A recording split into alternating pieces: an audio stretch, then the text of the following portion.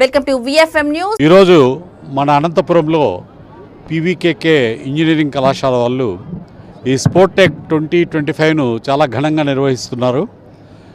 ఒక చదువే కాదు, పిల్లలకు ఆల్రౌండ్ డెవలప్మెంట్ ఎంతో అవసరము. కరికులరు, కో కరికులరు, ఎక్స్ట్రా కరికులరు, స్పోర్ట్స్ యాక్టివిటీస్ ఇవన్నీ ఎంతో ఇంపార్టెంట్ అనేటువంటి సందేశాన్ని ఇస్తూ పీవీకేకే ఇన్స్టిట్యూట్ ఆఫ్ టెక్నాలజీ వారు ఈ ప్రోగ్రామ్ని అరేంజ్ చేయడము నిజంగా అభినందనీయం.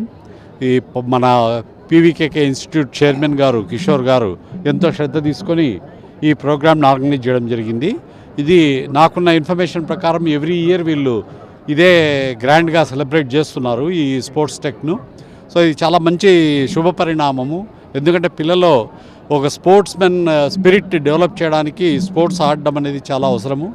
మీకు అందరికీ తెలుసు, ఆరోగ్యకరమైన శరీరంలో మాత్రమే ఆరోగ్యమైన మైండ్ ఉంటుంది. సో దాన్ని డెవలప్ చేయడం కోసము ఈ స్పోర్ట్స్ యాక్టివిటీని ప్రమోట్ చేయడానికి మన పల్లె రఘునాథ్ రెడ్డి గారి కళాశాల అయినటువంటి పీవీకేకేలో ఇటువంటి ఉత్సవాన్ని ఏర్పాటు చేయడము చాలా ఘనంగా ఏర్పాట్లు చేశారు. దాదాపు 1500 మంది విద్యార్థులు పార్టిసిపేట్ చేయడం జరుగుతూ ఉంది. 16 కళాశాలల నుంచి పిల్లలు రావడం జరుగుతూ ఉంది. సో ఇది మంచి అద్భుతమైన ఈవెంట్ ఇది.